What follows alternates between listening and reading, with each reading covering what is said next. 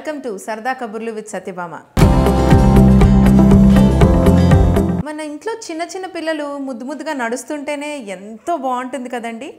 అదే ముద్దు ముద్దుగా నడకొచ్చిన వయసులో పెద్ద పెద్ద షోస్లో విన్నర్ లెవెల్కి వెళ్ళి గెలిస్తే, వాళ్ళు అద్భుతంగా డ్యాన్స్ చేస్తే ఇంకెంత ముద్దుగా ఉంటుంది. ఆట 4 మీరందరూ చూశారు కదా. ఆట అనగానే గుర్తొచ్చేది ఒక మంచి బుజ్జాయి. ఎవరు? గీతిక.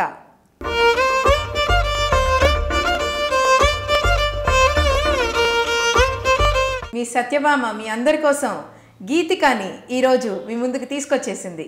హాయ్ గీతిక. హాయ్ అక్క. How are you? I'm fine. How are you? I'm very very good. ఏం చేస్తున్నావు నువ్వు ఇప్పుడు? ప్రస్తుతానికి నేనైతే షోస్ చేస్తున్నాను and I'm continuing my studies. 8th class చదువుతున్నాను. ఏబిసిడీలో రీసెంట్గానే డ్యాన్స్ చేశాను. టీవీలో కూడా టెలికాస్ట్ అయింది. అది ఏబిసిడి షో జీ తెలుగులో. వండర్ఫుల్. అండ్ ఇంకేంటి, నీ డాన్స్ నేర్చుకోవడం అవన్నీ కంటిన్యూ చేస్తున్నావా? ఇంట్లోనే ప్రాక్టీస్ చేస్తాను రోజు. వండర్ఫుల్. షోస్ అంటే డిఫరెంట్ గా స్టేజ్ షోస్ అవి చేస్తాను, రియాలిటీ షోస్ తక్కువ. ఓకే. అసలు ఫస్ట్ మీ అమ్మ నాన్నగారి గురించి చెప్పు మాకు. చాలా సపోర్టివ్ పర్సన్స్. నేను ఇప్పుడు గీతిగా అని తెలిసిందంటే it's because of my mother and father. My grand father, my grand mother support, నా ఫ్యామిలీ సపోర్ట్ ఉండడం వల్లే ఫస్ట్ నేను ఇక్కడ ఉన్నాను. గీతిక అంటే first my mummy, daddy, grand father, grand mother, మొత్తం ఫ్యామిలీ అంతా దాంట్లోకి వస్తుంది. ఇప్పుడు గీతిక వాళ్ళ ఫ్యామిలీ, గీతిక వాళ్ళ నాన్న, గీతిక వాళ్ళ అమ్మ అని మాట్లాడుకుంటూ ఉంటారు కదా, నీకు ఎలా అనిపిస్తుంది అది విన్నప్పుడల్లా? చాలా హ్యాపీగా ఫీల్ అవుతాను నేను. అంటే అందరికన్నా కొంచెం స్పెషల్గా ఉన్నప్పుడు ఎవరికన్నా కొంచెం హ్యాపీగానే ఉంటుంది కదా, చాలా హ్యాపీగా ఉంటుంది అలా అన్నప్పుడు. మమ్మీ డాడీకి మంచి పేరు తెచ్చి చాలా హ్యాపీగా ఉంటుంది నాకైతే. నిన్ను చిన్నప్పుడు చూశారు కదా అందరూ ముద్దు ముద్దుగా స్టేజ్ మీద. సో ఇప్పుడు ఏం చదువుతున్నావు? నేను 8th క్లాస్ చదువుతున్నాను. వండర్ఫుల్. అసలు నీ ఆట జర్నీ ఎలా స్టార్ట్ అయింది? అంత చిన్న ఏజ్లో నీకు అసలు భయం లేకుండా ఏ పాట అయినా అసలు చింపేసేదాన్ని అసలు స్టేజ్ మీద, నిజం చెప్పాలంటే. ఎలా అది? How did you do it? అంటే అప్పుడు నాకేం తెలిసేది కదా, నేను చాలా చిన్నదాన్ని. అంటే అప్పుడు పేరెంట్స్ చెప్పేవారు ఇలా చేయాలంటే వాళ్ళు చెప్పింది గుర్తుపెట్టుకొని నాకు వచ్చింది చేసి, అంటే ఇప్పుడైతే ఆలోచిస్తాం ఇలా చేయాలి అలా చేయాలని. అప్పుడు నాకు అసలు ఏం తెలిసేది కాదు. మేము చిన్నపిల్లలం, మాకు ఏం డ్రెస్ ఇస్తే అది వేసుకుంటాం. సాంగ్కి సూటెడ్ డ్రెస్ ఇస్తారు, అది వేసుకొని వెళ్ళి డ్యాన్స్ చేస్తాము. అది చిన్న దాని గురించి హ్యూమన్ రైట్స్ వరకు లాక్కెళ్ళి దాన్ని పిల్లల్ని గుచ్చి గుచ్చి చూపించి చేయడంతో మాకేం సంబంధం ఉండదు. అది ఇప్పుడు ఎగ్జాంపుల్ క్రికెటర్ అయితే నార్మల్గా డ్రెస్ వేసుకుంటాడు, కింద ప్యాడ్స్ పెట్టుకుంటాడు అని. యాజ్ ఎ డాన్సర్ కింద సాంగ్ చేసినప్పుడు దానికి సూట్ అండ్ డ్రెస్ మేము వేసుకొని చేస్తాము. దానికి వాళ్ళు హ్యూమన్ రైట్స్ వరకు తీసుకెళ్ళి ఇలా చేశారు అలా చేశారు అని చెప్పారు. నేను ఆట 4లో చేసినప్పుడు అయితే ఆట 4 చాలా హిట్ అయింది. అండ్ అలాగే నేను ఆట 5లో ఎప్పుడైతే మెంటర్ కింద చేశానో నా దాంట్లో ఎలాంటి పాట లేనప్పుడు ఈ కాంట్రవర్సీ వచ్చింది. నేను వెళ్ళలేదు అక్కడికి, మా పేరెంట్స్ వెళ్ళారు హ్యూమన్ రైట్ ఆఫీస్కి. మా డాడీ చెప్పారు ఇదంతా, నాకు అది తెలిసింది వాళ్ళ గురించి. సో నువ్వు ఆట 5లో మెంటర్గా చేసావు. నెక్స్ట్ ఆ ఎక్స్పీరియన్స్ ఎలా ఉంది నీకు? అంటే నాకేం తెలియదు, అంటే మెంటర్ కింద కూర్చోవడం అంటే ఆట 4లో వాళ్ళు ఎలా చేశారో చూసి నేను అలాగే చేశాను. అంటే మెంటర్ మీనింగ్ తెలియదు నాకు అప్పుడు. మెంటర్ అంటే ఏంటి, వాళ్ళు ఏం చేస్తారు అవేం తెలియదు నాకు. వాళ్ళు ఏం చెప్పారు, కూర్చోవాలి, వాళ్ళు ఎలా చేశారో చెప్పు, అంతే, మార్క్స్ వేసి అయిపోయింది. నేను వెళ్ళి కూర్చునేదాన్ని, వాళ్ళు చెప్పేవారు, నవ్వేదాన్ని, మార్క్స్ వేసేదాన్ని, వచ్చేసేదాన్ని, అంతే. సో నీకు ఆ ఏజ్ పిల్లలకి అంత ఎక్స్పోజర్, ఆ స్టేజ్ మీద అలాంటి పాటలు, డ్యాన్స్, సెలబ్రిటీ స్టేటస్ ఆ ఏజ్లో వాళ్ళు హ్యాండిల్ చేయగలరు, అది వాళ్ళ కరెక్టేనా ఎక్స్పోజర్ అనిపిస్తుందా నీకు? అంటే ఇది ఎస్ అని చెప్పలేము, నో అని చెప్పలేము. ఎందుకంటే డ్యాన్స్ కాబట్టి కాస్ట్యూమ్ దేని బట్టి దానికి ఉంటుంది. అండ్ ఎక్స్పోజర్ గురించి కాదు, అంటే ఒకళ్ళని చూసి ఒకళ్ళు ఇన్స్పైర్ అవుతారు. అంటే ఇప్పుడు ఆర్ట్ డ్రాయింగ్ వేయడంలో ఇంకొకరు చూసి ఇంకొకరు నేర్చుకోవడం, సాంగ్ పాడడంలో ఇంకొకరిని చూసి ఇంకొకరు ఇన్స్పైర్ అవ్వడం. అలా ఇన్స్పైర్ వచ్చిన వాళ్ళు చాలామంది ఉంటారు. కొంతమంది ఎవరి ఇన్స్పిరేషన్ లేకుండా వాళ్ళకి అంతటి వాళ్ళే నేను చెయ్యాలి అని స్టబాన్గా ఉండి వచ్చిన వాళ్ళు కొంతమంది ఉంటారు. నువ్వు వెళ్ళినప్పుడు చాలా చిన్నపిల్లవి. ఆ ఏజ్లో నీకు అంత పెద్ద ప్లాట్ఫామ్, అంత పెద్ద సెలబ్రిటీ స్టేటస్ ఇవన్నీ వచ్చేసాయి. మీ మమ్మీ డాడీ నీకు సపోర్ట్ చేశారు, నువ్వు హ్యాండిల్ చేసుకున్నావు, నువ్వు స్టడీస్ రెండు బ్యాలెన్స్ చేసుకున్నావు, బాగానే ఉంది. కానీ నువ్వు ఇప్పుడు ఆలోచిస్తుంటే ఆ ఏజ్ పిల్లలకి అంత ఎక్స్పోజర్ అవసరం అని నువ్వు అనుకుంటున్నావా? అనుకుంటున్నాను. ఎందుకంటే ఎవరి టాలెంట్ వాళ్ళకు ఉంటుంది. నా టాలెంట్ని మా ఫాదర్ నన్ను ఎంకరేజ్ చేశారు. నాకు మంచి ప్లాట్ఫామ్ దొరికింది. సపోర్ట్, ప్లాట్ఫామ్ రెండు కలిపి నేను పెద్ద స్టార్ని అయ్యాను. I'm happy. ఇంకో చిన్నపిల్లలు చాలామంది వాళ్ళకి బోల్డ్ టాలెంట్స్ ఉంటాయి. చాలామంది బాగా పాడగలరు, చాలామంది బాగా డ్రాయింగ్ చేయగలరు. వాళ్ళకి కరెక్ట్ ప్లాట్ఫామ్ అండ్ ఎంకరేజ్మెంట్ దొరికితే వాళ్ళు కూడా సేమ్ నాలాగే బాగా నేమ్ తెచ్చుకొని పెద్దవాళ్ళు అవుతారు. అండ్ అలాగే వాళ్ళ పేరెంట్స్ కూడా వాళ్ళకి ఎంకరేజ్మెంట్ ఇస్తే వాళ్ళకు కూడా కొంచెం సపోర్టివ్గా ఇంకా కొత్తవి చేయాలి, ఇంకా క్రియేట్ చేయాలి అన్న థాట్ వాళ్ళకు ఉంటుంది. కాబట్టి నేను నా దృష్టిలో ఇట్స్ ఓకే, రైట్, ఎస్. నువ్వు చిన్నప్పుడు ఇందాక మనం మాట్లాడుకున్నట్టు హ్యూమన్ రైట్స్ వరకు వెళ్ళిన ఇష్యూ గురించి నేను అడుగుతున్నాను. నువ్వు ఇందాక ఇచ్చిన ఆన్సర్ బట్టి డ్యాన్స్కి తగ్గట్టు డ్రెస్సెస్ ఉంటాయి, దాన్ని బట్టి కాస్ట్యూమ్ ఉంటుంది, దాన్ని బట్టి మనం డ్యాన్స్ చేస్తాం చిన్నపిల్లలకి. ఓకే, మరి పెద్ద అయ్యాక అవే పాటలు ఉంటాయి, అవే డ్యాన్సులు ఉంటాయి, అవే కాస్ట్యూమ్స్ ఉంటాయి.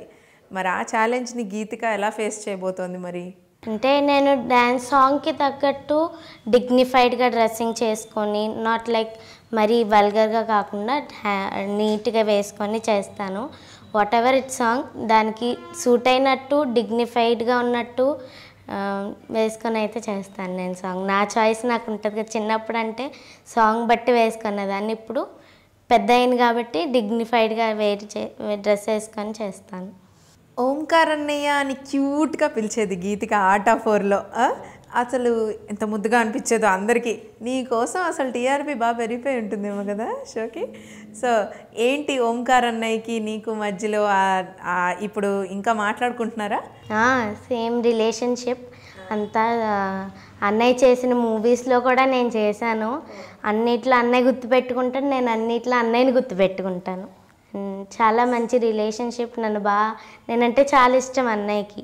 ఒకసారి స్పెషల్గా పిలిచి నాకు అందరికీ లంచ్ని కూడా పిలిచారు అన్నయ్య. అన్నయ్య వల్లే ఇప్పుడు నేను ఇక్కడ ఉన్నాను. అండ్ మై పేరెంట్స్, ఓంకార్ అన్నయ్య, ఆర్ట్ ఆఫ్ ఫోర్ ప్లాట్ఫామ్.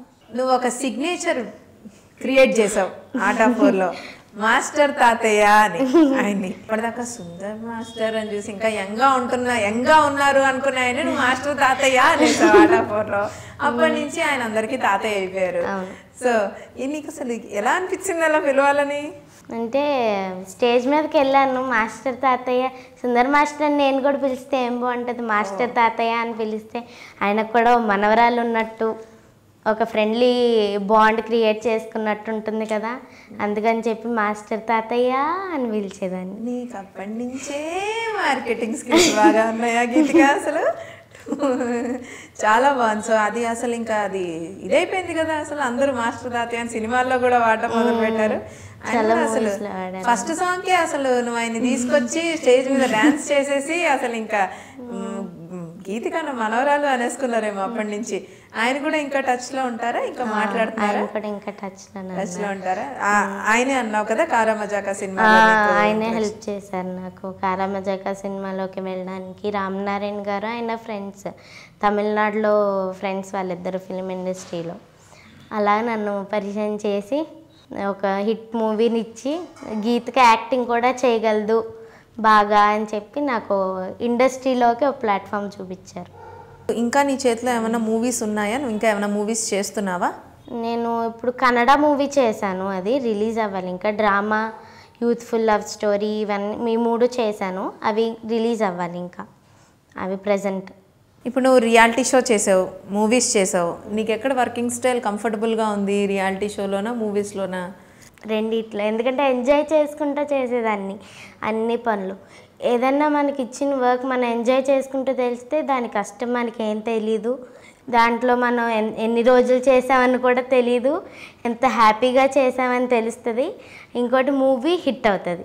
ఇప్పుడు నువ్వు ఇప్పటిదాకా చేసిన పర్ఫార్మెన్సెస్లో నీ మోస్ట్ ఫేవరెట్ పర్ఫార్మెన్స్ ఏది? 3 ఉన్నాయి. ఒకటి పిలిచిన రానంటావా, ఇంకోటి మనసులో ఉన్నది, and third one is patriotic రౌండ్లో నేను దేశం మనదే అనే సాంగ్ చేశాను. దానికి బెస్ట్ కాంప్లిమెంట్స్ వచ్చాయి నాకు. అది దాంట్లో నేను ఒకటి కూడా చెప్పాను, అది చెప్తాను నేను ఇప్పుడు. హిందూ, ముస్లిం, సిక్, బౌద్ధ్, క్రిస్టియన్ వీళ్ళంతా కలిస్తేనే ఇండియా. అప్పుడు అదేంటి గ్రూప్ డాన్సా సోలోనా అది? లేదు, కాన్సెప్ట్ రౌండ్, అది గ్రూప్ డాన్స్. గ్రూప్ డాన్స్ అందులో నువ్వు లీడ్ రోల్. ఎన్ని గంటలు ప్రాక్టీస్ చేసేదానివి నువ్వు రోజుకి? మార్నింగ్ 8:30కి వెళ్తే నైట్ 8:30 వరకు. డాడీ వచ్చి దింపేసేవారు, నేను తాతగారు వెళ్ళి మళ్ళీ 8:30కి బయటకు వచ్చి మళ్ళీ ఇంటికి వెళ్ళి మళ్ళీ పొద్దున్నే లేచి వెళ్ళిపోయి మొత్తం రోజు ఇదే ఆట. షెడ్యూల్ మొదలైనప్పటి నుంచి ఎండ్ అయ్యే వరకు నేను 54 సాంగ్స్ చేశాను ఆటలో. ఆ 54 సాంగ్స్ని 8:30కి వెళ్ళి 8:30కి వచ్చి చేసేదాన్ని.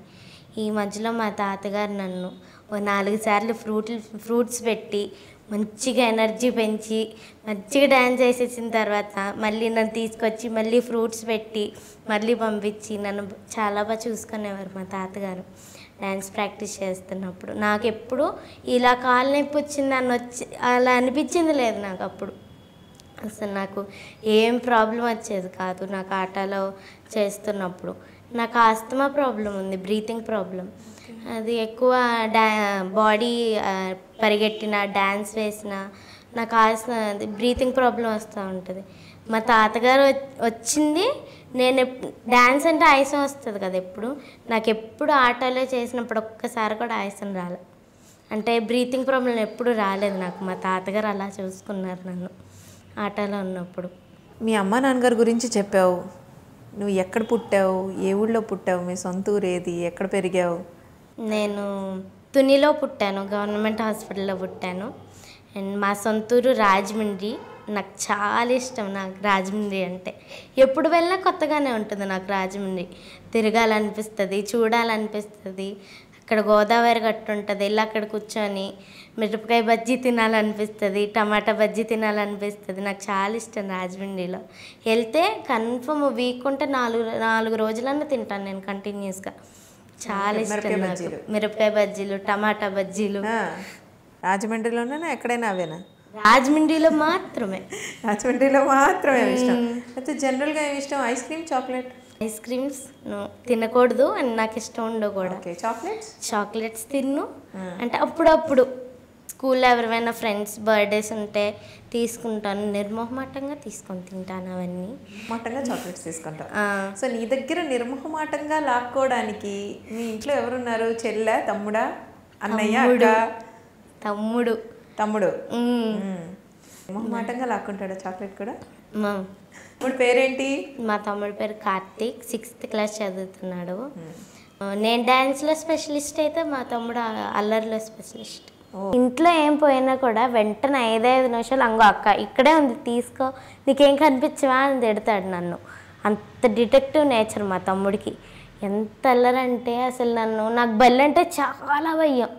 అసలు అంత కిలోమీటర్లో చూసానంటే ఇంకో 100 కిలోమీటర్లు వెనక్కి పరిగెడతా. అంత భయం నాకు. బల్లి కదిలితేనే భయపడతాను నేను.